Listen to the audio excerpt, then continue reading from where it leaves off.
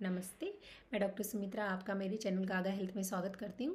तो पिछले एक वीडियो में हमने डिस्कस किया था होम आइसोलेशन कैसे करना है, कैसे ध्यान रखना है कोविड में। आज हम बात करेंगे कि कोविड की क्या क्या स्टेजेस होती है, माइल्ड केस क्या होता है, मॉडरेट क्या होता है, सीवियर क्या होता है और इन सब केसेस में ट्रीटमेंट क्या होता है, ताकि आपको कोई मिसगाइड ना करे। ये सारी जो गाइडलाइन मैं आपको बता रही हूँ वो जो ministry of health of India है वो उसी की गाइडलाइन है, ठीक है। तो एक और इम्पॉर्टेंट बात मैं आपको बताना चाहती हूँ वीडियो शुरू करने से पहले कि कोविड की बहुत ज़्यादा मिस इन्फॉर्मेशन फैल रही है मीडिया में और कहीं अलग प्लेटफॉर्म पे। तो प्लीज़ प्लीज़ प्लीज़ जो ऑथेंटिकेटेड साइट है, जैसे मिनिस्ट्री ऑफ हेल्थ हो गया, WHO हो गया, CDC हो गया, उन्हीं की जो गाइडलाइंस है और उन्हीं की जो साइट है उसी पे जाके आपको अगर कुछ इन्फॉर्मेशन लेनी है तो वो इन्फॉर्मेशन वहाँ से ले। कहीं और से इन्फॉर्मेशन अगर आई हो तो वो आप बिलीव ना करें और अननेसेसरी आप किसी भी तरह का ट्रीटमेंट विदाउट डॉक्टर प्रेस्क्रिप्शन ना लें, ठीक है। तो अगर ये वीडियो पसंद आए तो प्लीज़ लाइक कीजिए, शेयर कीजिए और सब्सक्राइब कीजिए मेरे चैनल को। तो चलिए वीडियो शुरू करते हैं, ठीक है। आज आज का जो वीडियो है वो मैं आपको एक प्रेजेंटेशन फॉर्म में बताऊंगी। उसमें थोड़ा सा डेटा मतलब डेटा आपको ज़्यादा लगेगा कि क्या टेबल फॉर्म है, मतलब थोड़ा सा मैंने डेटा डाला है ताकि आपको अगर आप पढ़ना चाहें जो गाइडलाइन है मिनिस्ट्री ऑफ हेल्थ की तो वो आप पढ़ सकें, इसलिए मैंने उसको एक PPT फॉर्म में बना के वीडियो में इंटीग्रेट किया है। तो और उसमें अगर आपको कुछ भी समझ नहीं आए तो आप कमेंट सेक्शन में मुझे कमेंट कर सकते हैं, ठीक है। तो पहली जो कैटेगरी होती है वो होती है एसिम्टोमेटिक कैटेगरी, मतलब जिसमें पेशेंट को कोई सिम्टम नहीं है। एसिम्टोमेटिक कैटेगरी में कौन से पेशेंट आते हैं, जो कि अगर कोई घर में पॉजिटिव है तो उसके जो कांटेक्ट में पेशेंट दूसरी फैमिली मेम्बर वाले आते हैं वो एसिम्टोमेटिक वाली कैटेगरी में आते हैं। या तो वो नेगेटिव हो सकते हैं, दोनों रैट और RT-PCR नेगेटिव हो सकते हैं, उससे कोई फ़र्क नहीं पड़ता।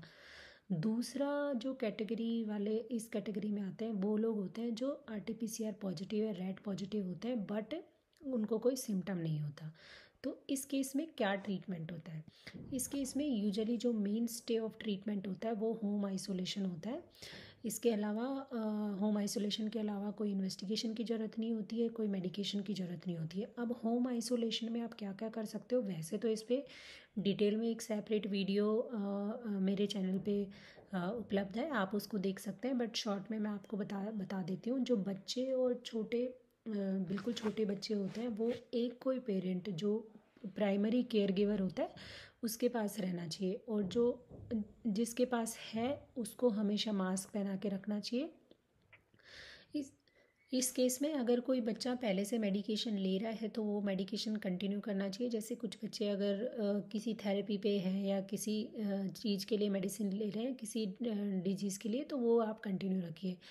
जो प्रॉपर हाइजीन है, मास्क है, जो फिजिकल डिस्टेंसिंग है और जो प्रॉपर कोविड गाइडलाइन है वो फॉलो करनी है, ठीक है।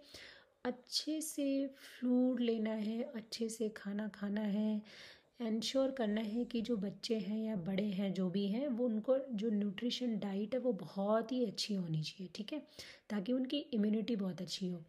जो बड़े लोग हैं या फिर जो 60 साल से ऊपर वाले लोग हैं वो उनको हमेशा अलग अलग रखना चाहिए, उनसे जब बहुत ज़्यादा मिंगल नहीं करना चाहिए, ठीक है। और अगर कोई जो पेरेंट्स होते हैं, अगर कोई डेंजर साइन उनको लगता है तो तुरंत डॉक्टर से कांटेक्ट करना चाहिए, ठीक है। अब जो सेकंड कैटेगरी होती है वो होती है माइल्ड केस। अब माइल्ड केस कब बोलते हैं? पेशेंट को सोर थ्रोट हो या फिर रनी नोज हो, कफ हो विदाउट ब्रीदिंग डिफ़िकल्टी, मतलब उसको कोई सांस लेने में दिक्कत नहीं हो रही है, और जो उसका ऑक्सीजन सेचुरेशन है वो रूम एयर पे 94% से ज़्यादा है, या फिर कुछ और सिम्टम्स कोविड के, जो फीवर हो गया, पेट में दर्द हो गया, दस्त हो गया, या फिर कोई खांसी जुकाम हो गया, बॉडी एक हो गया, वो सारे सिम्टम है माइल्ड कैटेगरी के। अब इस केस में आपको क्या ट्रीटमेंट लेना चाहिए? माइल्ड केस में भी यूजुअली होम आइसोलेशन ही हम एडवाइस करते हैं, और अगर एसओएस बेसिस पे टेली कंसल्टेशन वो डॉक्टर के साथ कर सकता है, ठीक है। तो माइल्ड केसेस में आपको कैसे ट्रीटमेंट देना है, घर पे कैसे ध्यान रखना है। फीवर के लिए पैरासीटामोल देनी है, 6 to 8 आवर में, 4 to 6 आवर में आप रिपीट कर सकते हो। डोज आपको डॉक्टर से पूछ के देनी है, वैसे 10 to 15 mg पर केजी पर डोज होती है इसकी। दूसरा, खांसी के लिए आपको थ्रोट सूदिंग एजेंट आते हैं, या फिर वार्म सलाइन गार्गल्स जो घर पे आप कर सकते हैं, ठीक है। जैसे कि मैंने पहले भी बताया है कि अच्छे से न्यूट्रिशन रखना है, पानी खूब सारा पीना है, ठीक है, और अपने आप को हाइड्रेट रखना है। और कोई दूसरी कोविड स्पेसिफिक मेडिकेशन उसकी ज़रूरत नहीं होती, कोई एंटीबायोटिक की ज़रूरत नहीं होती। एक बहुत इम्पॉर्टेंट चीज़, ठीक है, ये हम एसिम्प्टोमेटिक केस में भी करना चाहिए, और ये माइल्ड केस में भी करना चाहिए, जो होती है खुद की मॉनिटरिंग चार्ट। खुद की मॉनिटरिंग में क्या क्या करना है आपको, एक तो रेस्पिरेट रेट काउंट करके रखना है, 1 मिनट में कितनी बार आप सांस लेते हो, या बच्चा कितनी बार सांस ले रहा है 1 मिनट के लिए। और बच्चे की छाती की तरफ देखते रहना, छाती में गड्ढे तो नहीं पड़ रहे हैं। बच्चे की जो ये है हथेलियाँ हैं हाथ के हैं, वो देखते रहना है, हाथ और तलवे देखते रहना है कि वो ठंडे तो नहीं पड़े हैं, कोल्ड एक्सट्रीमिटीज़। पेशाब देखते रहना है कि पेशाब कम तो नहीं हो रहा है, ठीक है। ऑक्सीजन सेचुरेशन देखते रहना है, और कितना पानी या कितना उसने फ्लूइड लिया, और एक्टिविटी लेवल, बच्चा एक्टिव है या नहीं है, और ये स्पेशली बच्चों में देखना है एक्टिविटी लेवल, ठीक है। तो इन सब का आप चार्ट बना सकते हो कॉलम करके, कि एक कॉलम में लिखा टेम्परेचर, दूसरे में रेस्पिरेट, तीसरे में चेस्ट का लिखा, चौथे में एक्सट्रीमिटीज़ कैसी है, हाथ पैर कैसे हैं, पाँचवें में यूरिन आउटपुट कितना है, वो आप एक बॉटल में नाप सकते हो। छठे में ऑक्सीजन सेचुरेशन कितना है, फ्लूइड इनटेक कितना है, और एक एक कॉलम में एक्टिविटी लेवल क्या है, ठीक है।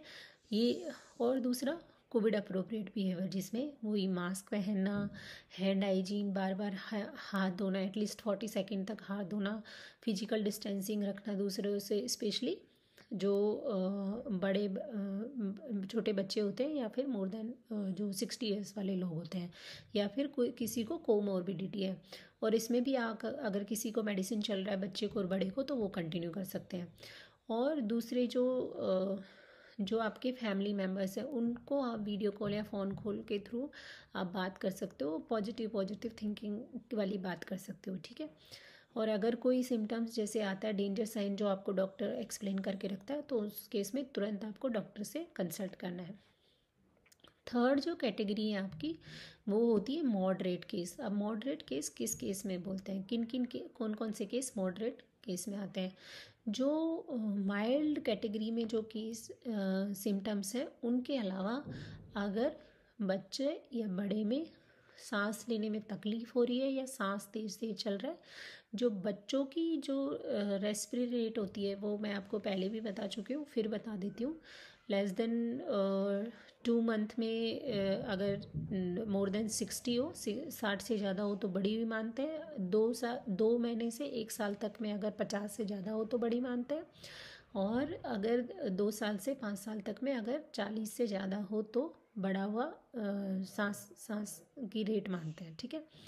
जो ऑक्सीजन सेचुरेशन है वो 90 से 93 के बीच में आ रहा है, मतलब ऑक्सीजन सेचुरेशन कम हो गया। और दूसरे जो कोविड सिम्टम्स है, फीवर, डायरिया, वॉमिटिंग, गले में दर्द, बॉडी एक, रनी नोज, ये सारे भी उसको हो रहे हैं, ठीक है।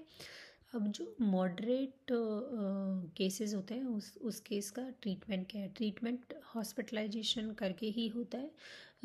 नियर बाई कोई डिस्ट्रिक्ट सेंटर हो या कोविड सेंटर हो, उसमें पेशेंट को हॉस्पिटलाइज करवाइए। सबसे जब आप हॉस्पिटलाइज करवा दोगे तो वहाँ डॉक्टर्स अपने अकॉर्डिंग ट्रीटमेंट देंगे, बट कुछ जनरल चीज़ें हैं जो मैं आपको बताना चाहती हूँ।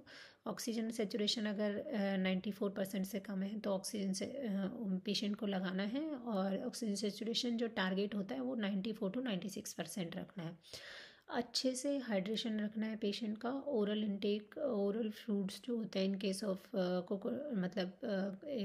कोकोनट वाटर दे सकते हो, लेमन वाटर दे सकते हो, ORS दे सकते हो, ऐसे फ्रूट्स देने हैं। अच्छे से न्यूट्रिशन रखना है, फीवर के लिए पैरासीटामोल देना है। एंड जो ये वाले बच्चे होते हैं, बड़े होते हैं, जो मॉडरेट केस वाले, यूजुअली स्टेरॉयड की ज़रूरत इनको नहीं होती है, बट इन केस आपको देना है तो प्लीज़ डॉक्टर से प्रिस्क्राइब करा के स्टेरॉयड दो, क्योंकि स्टेरॉयड के बहुत सारे साइड इफ़ेक्ट्स होते हैं अपने में। ठीक है। और जो भी प्रॉपर ट्रीटमेंट के लिए डॉक्टर आपको इंस्ट्रक्ट कर रहा है वो प्रॉपर ट्रीटमेंट आपको फॉलो करना है। इन्वेस्टिगेशन इस केस में जो बेस लाइन कंप्लीट हीमोग्राम है, सीआरपी है, ईएसआर चेस्ट एक्सरे वो करवाते हैं, ताकि अगर आगे कुछ भी डिटोरेशन होता है पेशेंट के केस में तो ताकि बेस लाइन हमारे पास एक वैल्यू होनी चाहिए। ठीक है। अब सीवियर केस किसको बोलते हैं? सीवियर केस में जो ऑक्सीजन सेचुरेशन है वो लेस देन 90% होगा, जो पेशेंट को डिफ़िकल्टी इन ब्रीदिंग होगी, पेशेंट सांस नहीं ले पाएगा, जो रेस्पिरेटरी रेट है वो बढ़ी हुई होगी। अडल्ट के केस में अडल्ट के अकॉर्डिंग बढ़ी हुई होगी, बच्चों के केस में जो मैंने आपको बताया नॉर्मल वैल्यू उससे ज़्यादा होगी। बच्चे लिथार्जिक होंगे, इरिटेबल होंगे, कुछ खाने पीने में नहीं ले रहे होंगे, या फिर बच्चे को दौरा भी पड़ सकता है, या फिर जो बच्चे का मेंटल स्टेटस है वो भी ऑल्टर्ड हो सकता है, बहकी बहकी बातें कर सकता है, बेहोश हो सकता है। ठीक है। ऐसा अगर कोई केस है तो सीधा आईसीयू में एडमिशन की ज़रूरत है। ठीक है। तो ये थी जो कैटेगरी कोविड की, mild category, moderate category, severe category, और इसमें हमें क्या ट्रीटमेंट देना है according to ministry of health. ठीक है।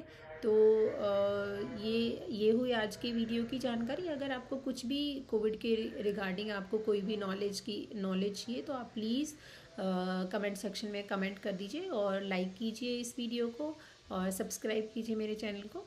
नमस्ते।